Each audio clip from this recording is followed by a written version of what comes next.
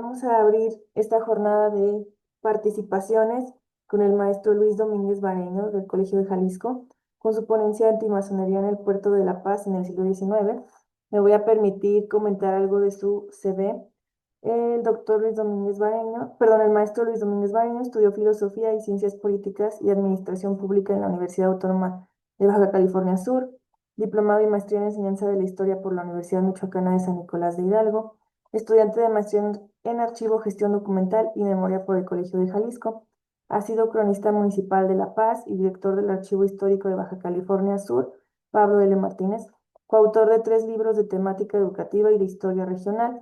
Impartió la conferencia magistral del 41 Congreso Nacional Masónico de Grados Filosóficos Los Cabos 2023, organizado por el Supremo Consejo de México, y participó con una conferencia en el tercer seminario de Historia de la Masonería en México. Adelante, maestro Luis. Usted tiene la palabra y si va a compartir pantalla, igual, de manera. Muy bien, buenos días. Muchas gracias, doctora Rebeca Mejía. Agradecer a todas las personas que integran este congreso, al doctor Marco Antonio Zavala Flores de la Universidad Autónoma de Zacatecas y a la Universidad de Costa Rica.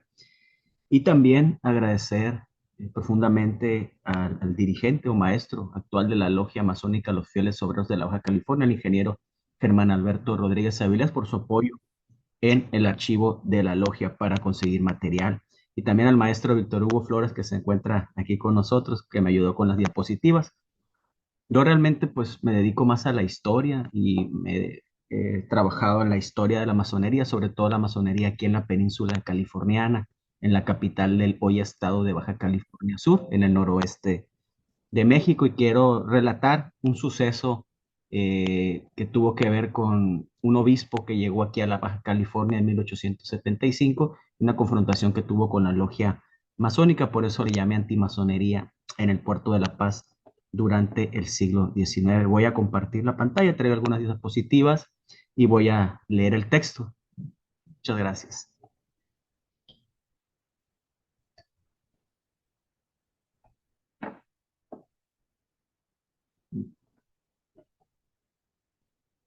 Creo que ahí se está compartiendo, ¿verdad?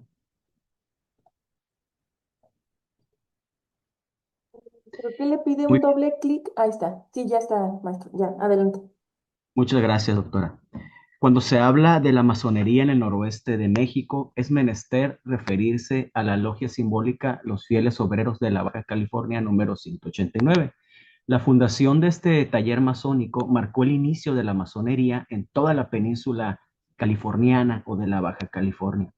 Esta logia tuvo su fundación el 22 de septiembre del año de 1869 y durante más de 25 años fue la única logia que existió en toda la península californiana, desde la frontera con Estados Unidos hasta el Finisterra peninsular en Los Cabos, hasta que se fundó la logia occidental número 226 en el puerto de Ensenada, en la parte norte de la península en 1894. El fundador y venerable maestro advitan de esta logia es el personaje don Santiago Biosca del Solar, que es de ascendencia catalana y de nacionalidad estadounidense. Él llegó muy joven al puerto de La Paz, donde se dedicó a actividades comerciales y se arraigó, casándose con la sudcaliforniana Rosalía Navarro. El comercio marítimo y las actividades mineras atrajeron a la península a muchos extranjeros, entre ellos algunos masones como el médico alemán Carlos Kraft, el minero estadounidense Enrique Bell, el austriaco Mateo Mersich, el polaco Francisco Teclau, el comerciante prusiano Cristóbal Schmidt y el profesor de origen peruano Jorge Evaristo Moreto. Con todos ellos y poniendo a la cabeza al capitán de la Guardia Nacional, Félix Martínez, Biosca dio comienzos a esta logia masónica bajo la obediencia del rito escocés antiguo y aceptado. Si bien la península de Baja California ha sido tierra de misiones y de conquista espiritual por parte de misioneros jesuitas desde el siglo XVII, hacía mucho tiempo que los indígenas californios se habían extinguido y el régimen misional fue abolido en tiempos ya del México independiente. La península californiana, otrora tiempo considerada una isla y una tierra lejana, poblada por amazonas que vestían solo de oro y perlas, se encontraba en proceso de afianzamiento de la mexicanidad en su vasto y desolado territorio. Los jaloneos políticos decimonónicos entre conservadores y liberales orillaron al pueblo californiano a valerse de sus propios recursos, por lo que se erigió una asamblea legislativa local que nombraba al jefe político, y esta relativa independencia del gobierno central se potencializó tras la invasión de Maximiliano y las dificultades del gobierno republicano del expresidente Benito Juárez para sostenerse, y dejó a su suerte a extensas regiones del país que se autoorganizaron para sobrevivir y planificar su autodefensa. Al triunfo de la República restaurada, el poder central reafirmó su poder sobre la periferia. Juárez nombró al nayarita Viviano Dávalos como gobernante de la península. Una política silenciosa, una lucha, se fraguó entonces entre la autonomía local del pueblo californiano y el centralismo político de la capital del país. Mientras esto ocurría, la masonería encontraba nuevos adeptos en La Paz y sumaba integrantes a su organización. Aquí vemos en esta imagen la foto de don Santiago Biosca, fundador de la masonería en toda la península californiana, península mexicana de California, con arreos masónicos, y vemos unas fotos antiguas del templo en la ciudad de La Paz de los fieles obreros. La primera es una foto de 1885 y la otra ya de principios del siglo, que son las más antiguas con que se cuenta sobre este templo masónico. Y bueno, voy a hablar de otro personaje que llegó a La Paz, como les comentaba, en 1870, que se llamaba Eugenio Chavero, quien fue enviado por el Supremo Consejo de México para fundar logias masónicas en el noroeste de México, encontrando ya fundada Fieles Obreros en La Paz, y le entregó carta dispensa en 1871, asignándole el número 30. En Guaymas fundó la Logia Humanidad, asignándole el número 31, y en Mazatlán la Logia Melchor Ocampo, asignando el número 29. Por el orden de los trabajos, Chavero en 1873, perdón, logra que el Supremo Consejo de México del Rito Escocés expidiera el Balaustre 106, que declara ilustre y digna a esta logia masónica de los fieles obreros. Aquí tenemos una imagen de Eugenio Chavero como orador de la logia masónica, y una firma de Chavero en La Paz, precisamente en junio de 1872, y un sello que él usaba con el águila bicéfala, ¿no? Del Supremo Consejo de México. Bueno, el jefe militar y político de la Baja California, comentábamos que era el nayarita Viviano Dávalos, que ingresó a la masonería en esta logia en 1872.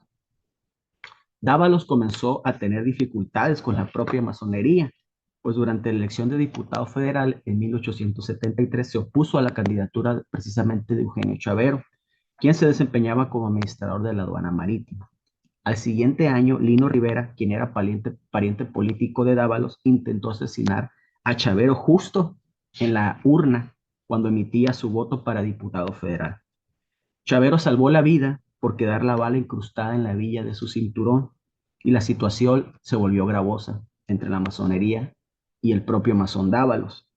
Y Dávalos también se hizo odiar por los habitantes de la península y enfrentó entonces dos rebeliones. En diciembre de 1873, el Papa Pío IX nombró obispo de Eumenia in partibus fidelum y vicario de la Baja California al carmelita descalzo Fray Ramón Moreno y Castañeda, uno de Guadalajara, y quien se había exiliado en 1859 y recorrido gran parte de Europa. Estuvo incluso presente en el Concilio Vaticano I, donde se proclamó el dogma de la infalibilidad papal, y que hizo el Papa incluso una condena contra los errores del mundo moderno. El nombrado obispo Moreno no llegó inmediatamente a la Baja California. Comenzó una dilatada romería para obtener fondos y personal para su encargo papal, o como diría él, y lo cito, mendigando una limosna para la diócesis de la Baja California. Cierro cita. Sería hasta marzo de 1875 que el obispo se instaló en La Paz. Inmediatamente comenzó una campaña contra la logia masónica de la ciudad, a la que decía ya conocer, y cito su segunda carta pastoral. Decía Moreno: sabía yo por informes ciertos que en la capital existía una sucursal de la logia escocesa, proscrita tan justamente en el mundo por la Iglesia y por la legislación de muchos países, a causa de sus funestos y amargos frutos, y que no solo existía simplemente, sino que había levantado un edificio que llama templo masónico a poca distancia de la iglesia que hay en La Paz. Me repugnaba creer tan lamentable realidad, pero a mi arribo a La Paz quedé convencido de ello con inmenso dolor de mi alma. No pude menos que manifestarlo así en la primera vez que dirigí mis palabras a mis amados hijos de aquella ciudad. Y esta manifestación, que no fue sino la expresión de mi profunda pena, fue maliciosamente interpretada por los masones como un desafío y una guerra encarnizada. Cierro cita. Moreno también culpó a la logia a los fieles obreros de trabajar contra la propagación del evangelio y contra la educación moral y religiosa de las familias paceñas, diciendo que los masones prohibían a sus esposas e hijos que concurrieran a la iglesia, y llamó al propio pueblo californiano que decía amar, cito, un vil esclavo de los tenebrosos antros de la masonería que gimen bajo los males del virus masónico influenciados por la perniciosa logia escocesa de la paz. Cierro cita. Estas maneras del obispo generaron inquietud entre los miembros de la masonería local, pues vieron que el nuevo representante del clero católico favorecía la confrontación y alentaba la fanatización contra una institución que había crecido al amparo de la tolerancia y la libertad de cultos. Aquí hago un paréntesis para mostrar la imagen, que es la invitación que se hizo en 1874, poco antes de que llegara el obispo Moreno a la ciudad de La Paz, cuando se inauguró el templo de la logia masónica. Vemos que es una invitación que firman los secretarios de las logias, una la logia simbólica y la otra la logia filosófica Rosa Cruz del grado 18, y el secretario de la logia masónica en ese tiempo era el médico Juan Jacobo Valadez, que fue quien confrontó al obispo Moreno, como lo vamos a ver a continuación. No tardó mucho la logia en actuar, puesto que su dirigente o venerable maestro en ese tiempo era el médico jalisciense Juan Jacobo Valadez, quien fue uno de los principales opositores a la retórica exacerbada del obispo. Aquí muestro una carta del lado izquierdo que está escrita precisamente como maestro de la logia por el médico Juan Jacobo Valadez, pidiéndole a Viviano Dávalos garantías, ¿no? Porque mencionaba Valadez que el obispo se había dedicado a fanatizar a la población paceña, y aunque él aduce que las manifestaciones de ideas públicas son libres, siempre y cuando deben serlo, cuando no se perturbe el orden público ni alentando a otros a que ataquen a un tercero. Cosa que empezó a suceder, ya que las personas fanatizadas por los sermones habían estado arrojando piedras y objetos a la logia masónica desde la llegada del obispo. Incluso fue necesaria la construcción de una barda perimetral. Solicitó entonces al gobernador Dávalos protección como primera autoridad de territorio y como masón que era también. Dávalos desoyó las peticiones de la masonería sin poner remedio a los ataques que lanzaba el obispo en sus sermones. Habíamos comentado que la autoridad de Dávalos estaba cuestionada. Esto fue por los aumentos de impuestos y la operación de desmantelamiento que había emprendido de la influencia local en la política para beneficiar el poder central. También se había aliado de alguna manera con el obispo Moreno. Esto lo llevó a que el 2 de junio del 75 Dávalos fue secuestrado por la tropa que se levantó en armas y se pasó al lado de los rebeldes encabezados por Emiliano Ibarra. Incluso en su segunda carta pastoral, el obispo Moreno se jacta de que él salvó a Dávalos por haber intercedido y salvar su vida de este trance. Pero también la masonería actuó por su cuenta, y en 7 de junio, el mismo Santiago Biosca envió una carta masónica representante de la logia en el pueblo del Triunfo, al sur de La Paz, donde estaba secuestrado Dávalos, y le pidió al masón Aristeo Mendoza que olvide toda disputa con Dávalos y que garantice su vida y que lo salve no como gobernador, sino como hermano masón que era. Dávalos firma un convenio para salvar la situación y nombra precisamente al obispo José Moreno como su representante y renuncia a la jefatura política y militar de la Baja California. El gobierno central desconoció los tratos de Dávalos y ordena que sea remitido inmediatamente a la capital del país para que responda por su comportamiento. El presidente Lerdo de Tejada nombró gobernador al coronel Máximo Velasco, quien se había distinguido por pelear en el ejército de Oriente, precisamente bajo las órdenes del general Porfirio Díaz en la famosa batalla del 5 de mayo en Puebla. Velasco llegó en un momento en que toda la sociedad paceña estaba molesta por el comportamiento de Dávalos, pero tampoco simpatizaron con quienes lo derrocaron, pues se dice que cometieron abusos y excesos.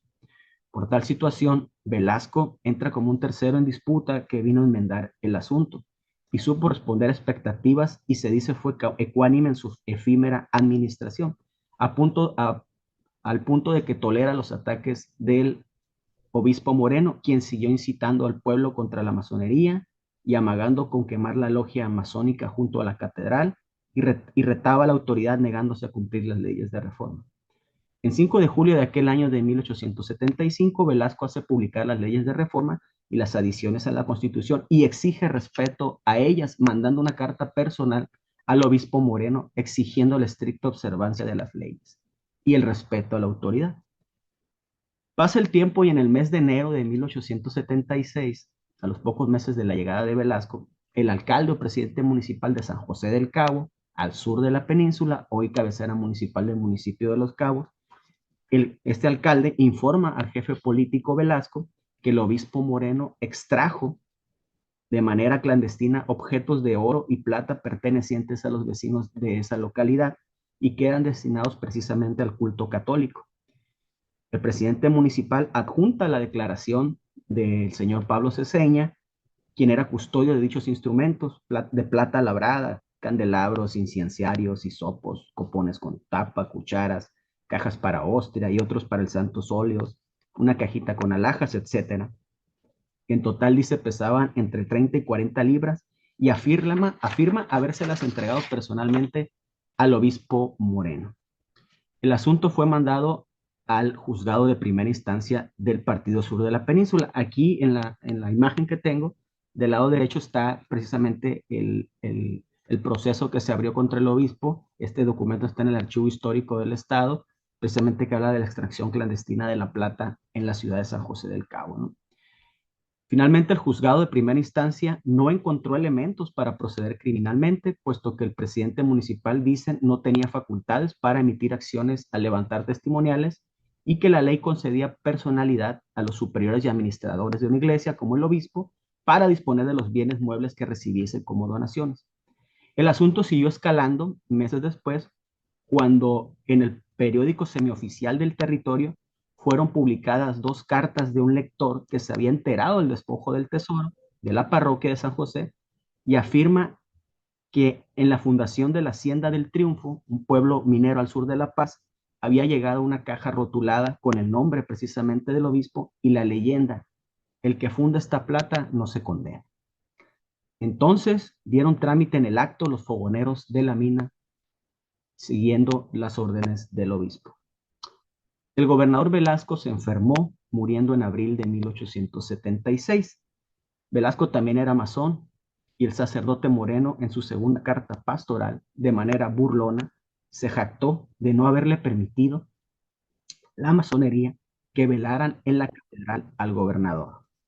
Non possumus, diría Moreno entonces. No podíamos y no debíamos hacerlo, porque no podíamos estar en la muerte con quien no había estado con nosotros en la vida. Esto provocó una profunda división en la sociedad paceña. Velasco era muy popular. Incluso la plaza principal de la ciudad sigue llevando su nombre. Es esta plaza que está de este lado, donde se encuentra la iglesia, la catedral de La Paz al fondo. Aquí ya no sale la logia está a un costado de la catedral de la ciudad. Y ya en el siglo XX se colocó un de presidente Benito Juárez en el centro y actualmente todavía esta plaza se sigue llamando Plaza de Armas o Plaza Central Máximo Velasco. Velasco fue acompañado por una gran multitud al panteón de la ciudad y el funeral se realizó precisamente en el templo masónico, donde el ya orador, después de haber sido maestro, el médico Juan Jacobo Valadez, arremetió contra el obispo, diciendo, y cito la oración fúnebre de Valadez: El clero católico, encarnado en un hombre que se llama obispo, cerró las puertas del templo al cristiano y ha rehusado elevar sus pasos al Padre de todos los hombres. Ha sepultado en el abismo del infierno a uno de sus hermanos en Jesucristo. No ha querido rogar en el altar por un hombre a quien odiaba. Y ha dicho, fuera de la iglesia no hay salvación. Cierro cita de Valadez. El gobierno federal nombra entonces al sinaloense Francisco Miranda y Castro, otro masón sinaloense, como nuevo jefe político militar de la Baja California. Llega y toma protesta algunos días después de la muerte de Velasco. Miranda y Castro no tardó en ser objeto de los ataques del obispo, diciendo que era un triste maniquí de los masones, sobre todo manipulado por el orador de la logia masónica, el médico Valadez. Los problemas del obispo, ya casi termino, se multiplicaron. El 18 de septiembre de 1876, el mismo ayuntamiento de San José del Cabo, en el sur de la península, a través de su síndico, manifiesta que tiene el deber de vigilar los intereses generales de la población que legítimamente representa, por lo que plantea que se devuelva la plata, alhajas, enseres y útiles que tan, y cito como lo dice el acta, caritativamente y apostólicamente despojó el obispo a la parroquia de San José, que los ciudadanos donadores de esas alhajas y otros pedían la devolución, puesto que dichos instrumentos se utilizaban precisamente para el culto, pertenecían a la población cabeña y eran los que se usaban para adornar a los santos de la iglesia local. Un mes después ocurren los hechos definitivos. El obispo Moreno, en una visita al Real de San Antonio, al sur de La Paz, fue recibido por repique de campanas y adornos en las calles, muestras de culto que violaron los artículos 5 y 6 de las adiciones a la Ley General de fines de 1874. Moreno fue multado por el alcalde del Triunfo con una suma de 50 pesos. Se rehusó pagar por respeto a su figura episcopal. Fue detenido entonces y trasladado a pie 7 kilómetros por un piquete de soldados hacia la población del Triunfo, que era la cabecera municipal, y encerrado en su carta pastoral después dijo que lo pusieron en un calabozo inmundo y asqueroso destinado a criminales. Moreno seguía reticente y expuso que mantendría 10 días de arresto y no pagaría la multa. Fue trasladado a La Paz, donde las autoridades testificaron que estaba aconsejando a la población a no pagar contribuciones o tributos, a desobedecer las leyes y la autoridad de manera escandalosa y subversiva, con gritos estrepitosos, llamando al gobierno liberticida y mencionando que quedaban excomulgados todos los masones y todas las autoridades locales. El alboroto público se multiplicó en todo el sur de la península. La detención del obispo generó un gran escándalo y hombres y mujeres exhalaban lloridos. Algunos durmieron incluso varios días afuera de la cárcel pública de La Paz, donde se encontraba recluido el obispo Moreno. Algunos ciudadanos mandaron una carta al gobernador Miranda y Castro, en medio de súplicas, ruegos y empeños, diciendo que habían visto salir a pie y en 3 soldados al obispo como si se tratara de un criminal. Damas paseñas juntaron 200 pesos para cubrir la multa y que el obispo fuera liberado. El gobernador pidió tácitamente que se tuviera responsabilidad y que se cumplieran las leyes y que no saliera a la calle con su vestimenta eclesiástica. Moreno de nuevo no cumplió y fue detenido en la banqueta de la catedral. El obispo pensó que esto ocasionaría un tumulto general en la población, cosa que no sucedió, puesto que el grueso de la población se mostró indiferente. Al terminar de cumplir otra vez sus días de arresto, Moreno salió durante la noche a una casa cercana al muelle del puerto paceño, donde se embarcó hacia Guaymas para nunca volver a la Baja California. Después mencionaría que el mismo gobernador le ordenó salir del territorio en un lapso máximo de 5 días. Llamó a la logia la Casa de Satanás, sosteniendo que no puede haber transacción entre el catolicismo y la masonería, como no lo puede haber entre la virtud y el error. Cierra Moreno su carta pastoral diciendo que la masonería envilece al hombre, la identifica como el cáncer de nuestro siglo y la vanguardia del anticristo. Tras esto, dirige sus pasos al Vaticano, donde el Papa Pío IX le asigna un nuevo obispado en Chiapas. Muchas gracias. Buenos días. Muchas gracias, maestro Luis. No sé si aquí por el chat estoy revisando a ver si hay algún comentario. Excelente su ponencia, su participación. Le agradezco mucho que haya respetado los tiempos. Estaré pendiente del chat por si hay algún comentario en específico para usted. Y por cuestiones de logística, nos vamos a seguir con el siguiente participante, que es el maestro Adrián Campillo Lascurain. Rebeca, no sé si me permitas hacerle una pregunta. Muy bien. Sí, adelante, doctor Marcos. Sí, perdón. Sí, bueno, sería, tenemos conocimiento de que de este oriente masónico del que nos está hablando, pues es uno de los más antiguos que tenemos en el país del rito escocés. Em, ¿Cuál es la situación del archivo?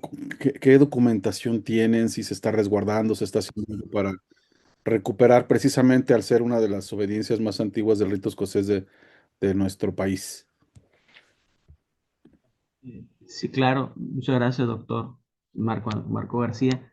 Este archivo tiene, sobre todo por la situación que manejamos aquí, de que este tipo de escaramuzas no fueron una confrontación abierta, no hubo grandes guerras aquí en la península de Baja California, y el templo tiene bastantes años, ya va casi por los 160 años. Se ha podido conservar de manera íntegra gran parte del archivo de actas y el archivo general de esta logia, que hemos emprendido un trabajo importante. Incluso ya ha habido muchas personas que a través del tiempo han trabajado en ello, pero principalmente a partir del año 2020 se hizo el rescate de este archivo, el cual ya está prácticamente casi ordenado y contiene bastante información desde 1868, incluso desde la reconstitución del Supremo Consejo de México, de los dos Supremos Consejos que existían, ¿no? Que después se pusieron bajo la obediencia de James Laws. Existen las constituciones generales, incluso en el año 2021 fueron donadas una copia al Supremo Consejo de México y se fue publicado en la revista precisamente del Supremo Consejo. No existe bastante información también sobre la gran dieta simbólica Hermilo, este personaje, ¿no? que dirigía la gran dieta con Porfirio Díaz. Fieles Obreros tuvo obediencia con la Gran Logia de Jalisco, luego muchos años con Valle de México, luego con la Gran Logia del Pacífico que existía en Guaymas, y actualmente a la obediencia de la Gran Logia de Baja California Sur. Y con todo ahí hay una cantidad impresionante, hay más de 80,000 fojas, ¿no? de información masónica en muy buen estado. Y hemos tenido visitas de algunos también investigadores de otras partes, pero también con cierta reserva, ¿no? Para que se conserve el material en buena manera. Gracias, doctor.